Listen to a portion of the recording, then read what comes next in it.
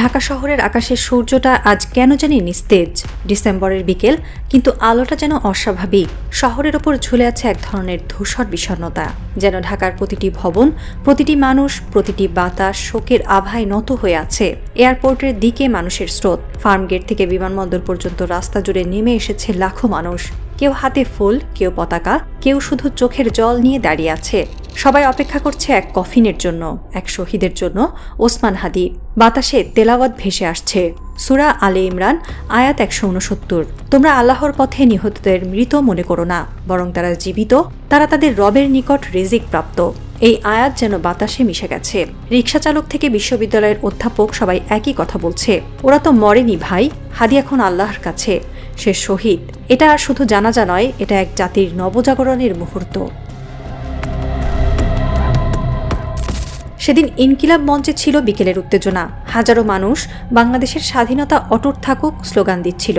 সেই সময়েই মাইক্রোফোনের সামনে দাঁড়িয়ে হাদি বলেছিলেন, আমরা কোনো দয়ার জাতি নই, আমরা বাংলাদেশি, আমরা কারো ছায়াই নয়, নিজেদের আলোয় বাঁচতে চাই। তারপরই গুলির শব্দ, মঞ্চে রক্ত, জনতার মধ্যে চিৎকার। কেউ দৌড়াচ্ছে, কেউ কাঁদছে, কেউ ফোনে বলছে হাদিকে মেরে ফেলেছে। কিন্তু ইতিহাসের অদ্ভুত নিয়ম আছে, যখন একজন মারা যায় হাজার জন জন্ম নেয়। সেদিন রাতে সামাজিক মাধ্যমে গ্রাম থেকে শহর পর্যন্ত ছড়িয়ে পড়ে এক বাক্য, হাদি বেঁচে আছে।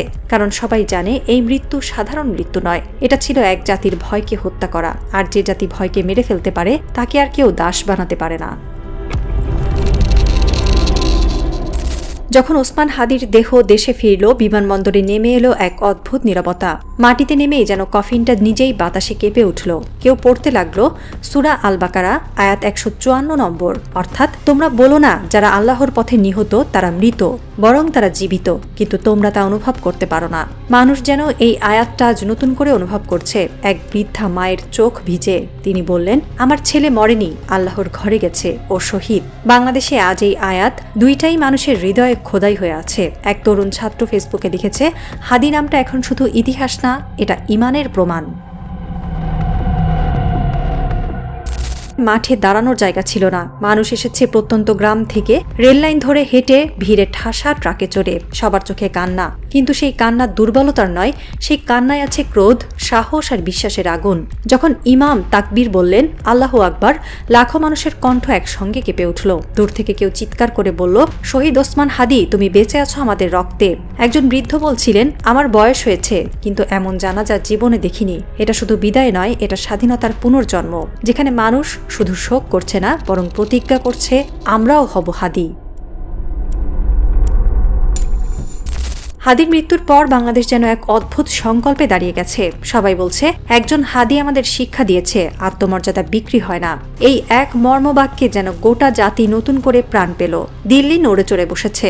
ভারতের মিডিয়া নীরব, কিন্তু পররাষ্ট্র মন্ত্রণালয়ে আলো নিভছে না। মোদী সরকার নিশ্চিতভাবে বুঝতে পারছে, বাংলাদেশের তরুণ প্রজন্ম এখন আর ভীত নয়, তারা আর বড় ভাই শুনে মাথা নিচু করে না। হাদি বলেছিল, যে দেশ নিজের সন্তানকে ভয় পায়, সে দেশ নিজের প্রতিবেশীকেও ভয় দেখায়। এই কথাটাই এখন প্রতিটি দেয়ালে লেখা। ঢাকার রাস্তায় পোস্টার উঠেছে, ভারতের দাসত্ব নয়, ন্যায্য সম্পর্ক চাই। তাতে হাদির মুখ, নিচে লেখা, বাংলাদেশ মানে আত্মসম্মান।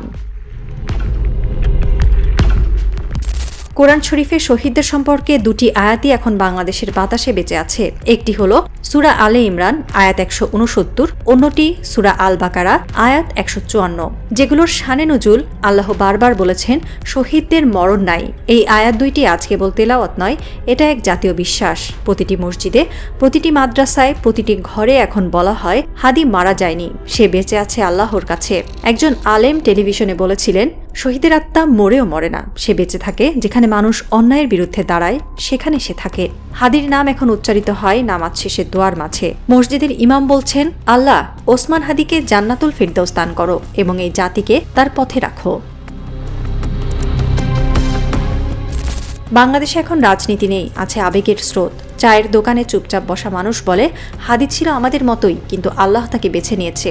এক মা তার সন্তানকে কোলে নিয়ে বলছেন, তুই বড় হয়ে হাদির মতো হ। একটি গ্রামীণ মসজিদের ইমাম শুক্রবারের খুতবায় বললেন, যে নিজের জাতির জন্য প্রাণ দেয় সে শহীদ, আর শহীদ মানে অমর। ওসমান হাদি এখন আল্লাহর কাছে রিজিক প্রাপ্ত। ঢাকার ক্যাম্পাসে ছাত্ররা হাতে হাতে কোরআন নিয়ে মিছিল করেছে। তাদের ব্যানারে লেখা, আমরা মরব কিন্তু মাথা নত করব না। এই তরুণরা হাদির মতো হাসে, হাদির মতো বলে, আমরা ভয় পাই না। ডিসেম্বরের শেষ সপ্তাহ, শীত নেমেছে পুরো দেশে। বুড়িগঙ্গার জলে প্রতিফলিত হচ্ছে চাঁদের আলো। ঢাকার কোথাও কোথাও আজও ভেসে আসছে তেলাওয়াতের সুর। এক বৃদ্ধ বসে আছেন মসজিদের সিঁড়িতে, তার কাঁধে বাংলাদেশের পতাকা। তিনি নিঃশব্দে বললেন, হাদি গেছে না, সে এখন আমাদের চোখে, আমাদের নিঃশ্বাসে। দূরে আকাশে ভেসে আসছে আজানের ধ্বনি, মাটির ওপরে কুয়াশা, বাতাসে ইমানের গন্ধ। এক শিশুর কণ্ঠে প্রশ্ন, মা, শহীদরা কি সত্যি মরে না? মা তার মাথায় হাত রেখে বলল, না মা, তারা আল্লাহর কাছে বেঁচে থাকে, যেমন হাদি বেঁচে আছে। আকাশের দিকে তাকালে মনে হয় তারাগুলোও যেন সেদিন একটু বেশি উজ্জ্বল। হয়তো তার মধ্যেই কোনো একটা তারা হলো ওসমান হাদি। আজ বাংলাদেশে কেউ একা না, কারণ এই মাটিতে এখনো শহীদের রক্ত শুকায়নি। এই বাতাসে এখনো শোনা যায় এক অদৃশ্য কণ্ঠ, তোমরা তাদের মৃত বলো না, তারা জীবিত, আর তারা তাদের রবের নিকট রিজিক প্রাপ্ত। হাদি আজ আমাদের ইমানের প্রতীক, জাতির আত্মমর্যাদার মেরুদণ্ড। সে চলে যায়নি, সে শুধু আল্লাহর কাছে উঠেছে, আর বাংলাদেশকে রেখে গেছে নিজের জায়গায়, নিজের চেতনায়, নিজের সাহসে। হাদি বেঁচে আছে, বাংলাদেশ এখন হাদি।